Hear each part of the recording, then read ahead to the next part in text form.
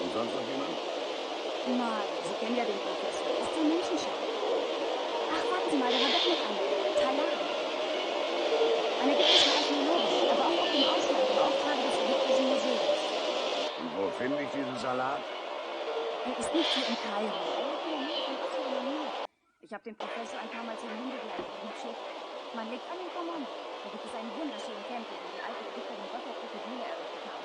Ein traumhaft schönes Fleck von Erde.